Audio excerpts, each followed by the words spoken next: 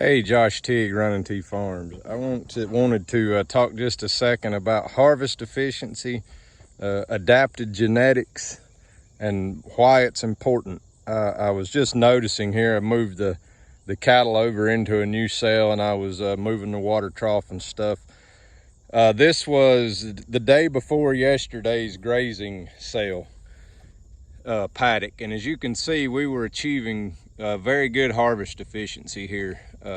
They were consuming probably 85–90% of the grass. You know, there's grass, we've got it grazed down to about 2 to 3 inches, some shorter than that, which is exactly what I was wanting to do, what we shoot to do every time. And then this was the yesterday's sale. This was in the morning. As you can see, harvest efficiency down a little bit. And as we progressed throughout the day yesterday, look at the harvest efficiency. Not very good. And it just gets worse as we go out through here. So nothing changed about how these cattle were being run. We didn't give them a bigger area. They were still running at a pretty high stock density. But as you can see, the harvest efficiency just went kaput. And why is that? So my best guess at that was because it got hot yesterday, a lot hotter than actually the forecast was.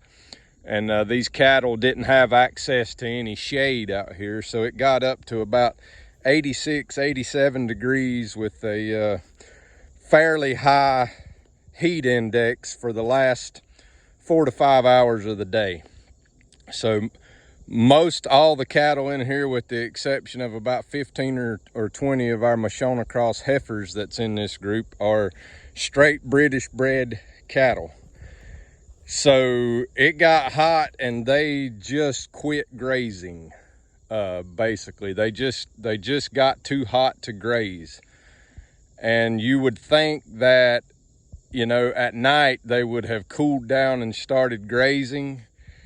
And I'm sure they did a little bit, but when I came out here this morning to move these cattle, they were still pretty empty. Which we always expect them to be a little empty in the mornings, but with all of this grass left here, they have plenty enough grass to have been full this morning, but they were still just carrying over too much heat from the day to get cooled off. We barely got below 70 degrees last night. We got one more day of it today, so these cattle are going to have to deal with one more day of mid 80s, and then we got a nice cool stretch of fall-like weather. So do you think those cattle were gaining weight, putting energy towards growth, lactation, getting pregnant? No, they were losing body condition. If we continued this over the course of 2 or 3 days, 4 days, a week, a month, those cattle would be in such bad body condition that they would just barely be able to meet their own maintenance requirements, much less any for production. So that's what we found. One of the biggest obstacles in improving land with the cattle is the genetic aspect of it. And I overlooked that for many years in the beginning. I just thought that that you could graze with any type of cattle if you did it in the right way and improve the land. And I guess you can to some extent, but if you really want to get out here and graze and improve the land, it takes a very adapted genotype to your area, your forage, your conditions, your management style.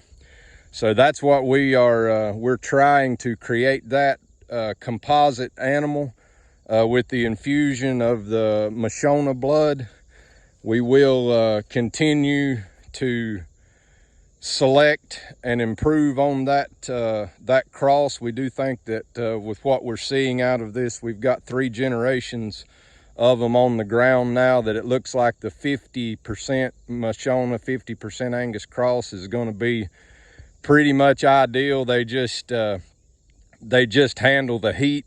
They graze very aggressively, maintain fantastic body condition under pretty adverse grazing here. This is matured out Kentucky 31 fescue that we're grazing here, and they just seem to do fantastic on it, where our straight Angus and British bred cattle really struggle when it gets hot, and it doesn't even have to get that hot. Like I said, lower to mid 80s, and these Angus cattle just start to shut down their grazing, and you can tell by their body condition coming out. Well, gut feel, you know, obviously first. When I came out this morning, they were still empty despite having plenty of grass left in the sward. And ironically, I didn't get a video of them, and they've been grazing now, but all of our Moshona cross heifers had nice gut feel this morning, and that's because the hot weather just didn't bother them. They just continued to graze yesterday. They got their bellies nice and full, and those are the type that they've met all their maintenance needs, and they're putting the rest of that grass towards production, which is how you know, if you're in our business, you have to have a certain amount of production to stay in business. So I just thought that was very interesting, the importance of adapted genetics in a regenerative grazing operation. There's no faster way to improve the land than to get livestock out on it. And if you do that, you will see that